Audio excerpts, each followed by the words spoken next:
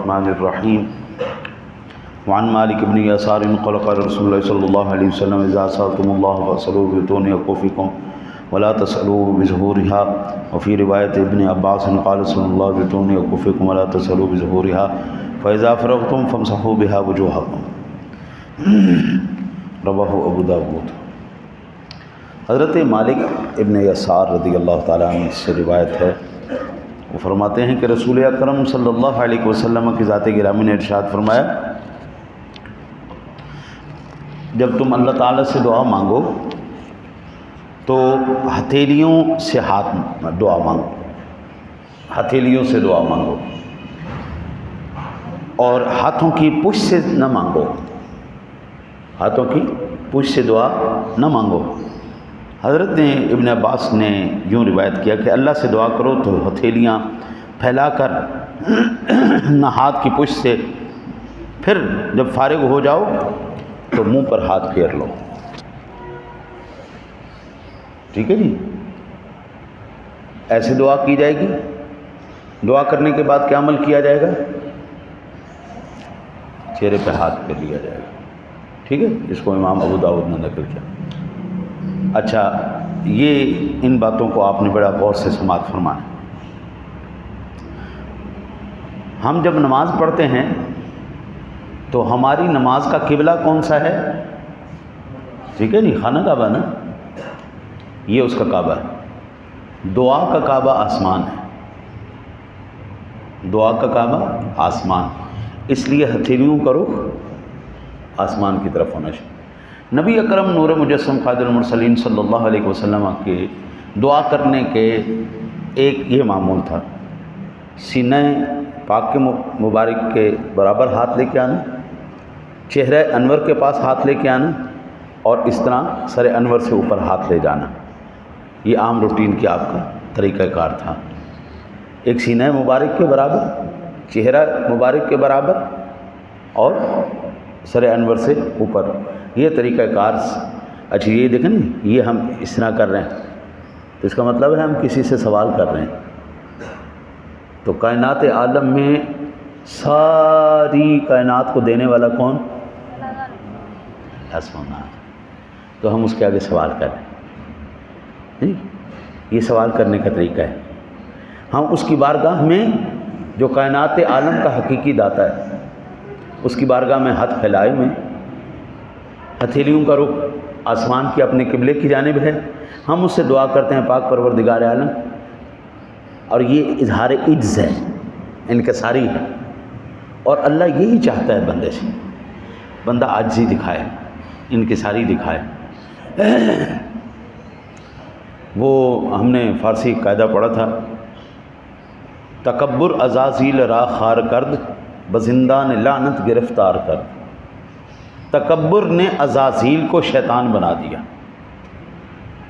عزازیل کو ابلیس بنا دیا، بزندان لعنت گرفتار کرد، وہ اس کو لعنت کے قید خانے میں گرفتار کر دیا۔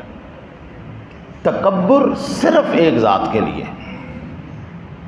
واللہ الذی لا الہ الا هو الملک القدوس السلام المؤمن المہیمن العزیز الجبار المتکبر، بس ایک ذات۔ جبار بھی اسی کو سجدہ ہے، متکبر بھی اسی کو سجدہ ہے، اور پھر اگر کوئی اس کی حدود کے اندر داخلہ کرنے کی کوشش کرے تو پھر رب سنا کہتا ہے ادھر آنا ذرا۔ نمرود نے داخل ہونے کی کوشش کی، کیا اشر ہوا؟ فرعون نے کی، کیا اشر ہوا؟ حامان نے کی، کیا اشر ہوا؟ شداد نے کی، کیا اشر ہوا؟ یہ دنیا ہمیں دکھاتی ہے۔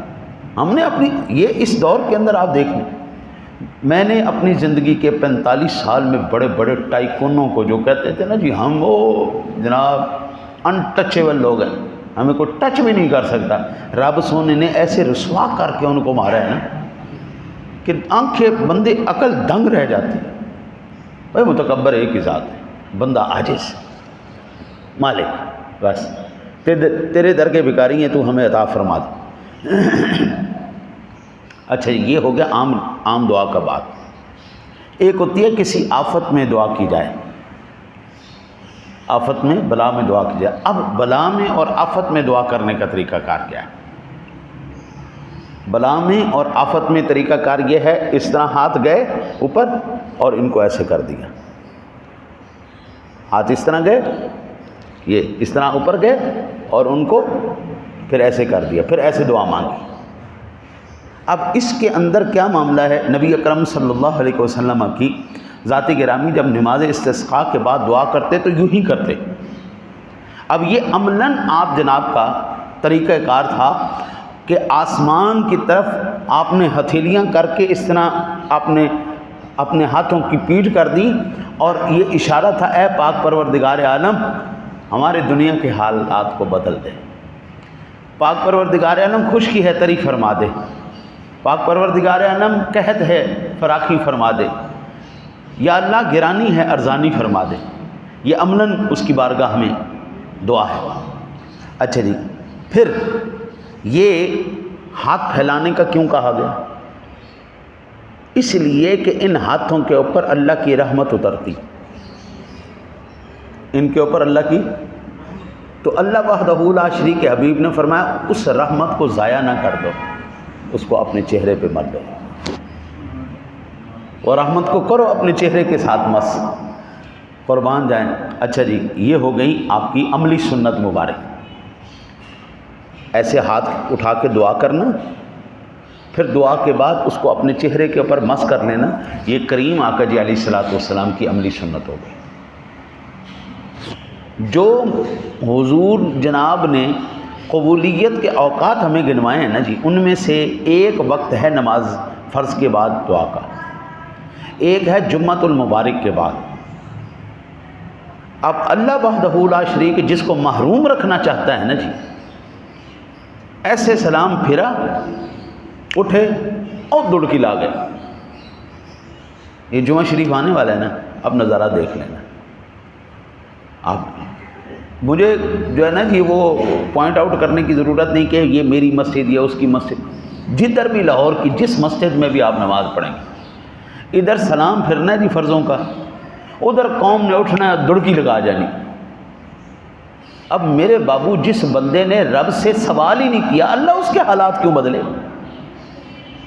ہاں ٹھیک ہے، میں اگر آپ سے کہہ رہا ہوں نا کہ مجھ سے مانگو، سیٹھ سے مانگو، کسی بڑے سے مانگو، پھر تو ٹھیک ہے، آپ کہہ سکتے ہیں مولوی صاحب کیا بات کر رہے ہیں، ہم کوئی ان کے بھکاری ہیں؟ ہم اللہ کی بارگاہ کے سوالی ہیں۔ آپ ان سے کہیں ہم آپ سے کہہ رہے ہیں آپ اللہ سے دعا کریں۔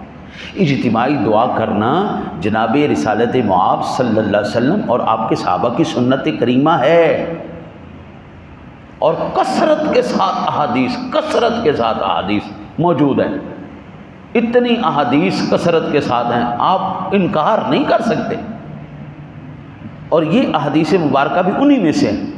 اور اللہ کے بندے،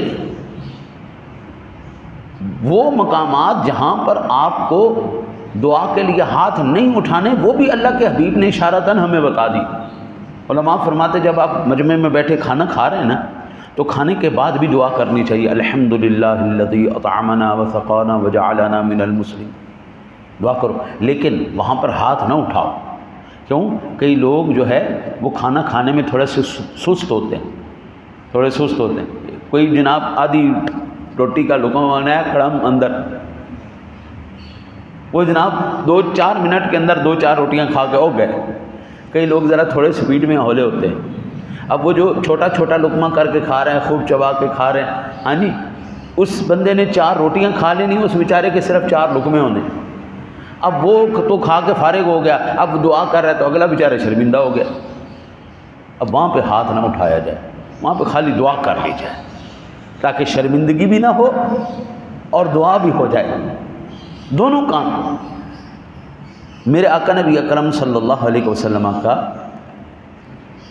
جو معمول مبارک حسن حسین کتاب شریف ہے، اس کے اندر ہے آداب دعا میں ہے کہ جن احادیث میں نبی اکرم صلی اللہ علیہ وسلم سوائے استسقاء کے اور دعاؤں میں ہاتھ اٹھاتے تھے، وہاں زیادہ اونچے ہاتھ اٹھانا مراد ہے، یعنی نماز استسقاء میں ہاتھ سر مبارک سے اونچے اٹھاتے تھے، باقی دعاؤں میں سینے کے مقابل آپ جناب رکھتے تھے۔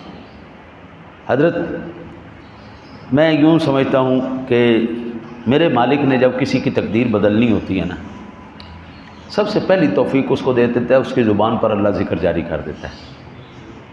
اللہ کے ولیوں کی پہچان میں سے ایک پہچان یہ ہے اذا رؤوا ذکر اللہ، جب تو ان کو دیکھے تجھے اللہ یاد آ جائے، دیکھتے ہی نا زبان سے نکلے سبحان اللہ، وہ اللہ کا ولی ہے، اس سے دعا کرواؤ، اللہ سب سے پہلے تیری زبان پر ذکر جاری کرے گا، جناب رسالت مآب صلی اللہ علیہ وسلم کی بارگاہ میں درود نکلوائے گا، پھر جب یہ دونوں کام کروا لے گا اللہ اب تجھے توفیق دے گا، اب مجھ سے دعا مانگ، میں تیری تقدیر بدل دوں۔ میرا یقین کامل ہے کہ مجھے کسی سوئی کی بھی ضرورت ہے نا جی، میں رب سے مانگوں گا اللہ مجھے دے گا، پہلے میں نے اللہ سے مانگنا ہے، پھر اسباب اختیار کرنا ہے، پھر اللہ وحدہ لا شریک اس چیز کے فتنے سے مجھے محفوظ رکھتا ہے، ہر چیز کا فتنہ ہے، پانی کا بھی فتنہ ہے، پہلے میں اللہ سے توفیق مانگوں گی، اللہ عطا فرما، مالک تیرا بندہ محتاج ہے، چاہیے مجھے، اب میں اسباب اختیار کروں گا، اب کیا گیا یہ اختیار کیا گیا سبب اللہ تعالیٰ اس میں برکت عطا فرما۔ دعا کرتے ہیں اللہ تعالیٰ آپ کو مجھے عمل کی توفیق عطا فرما۔ اللہ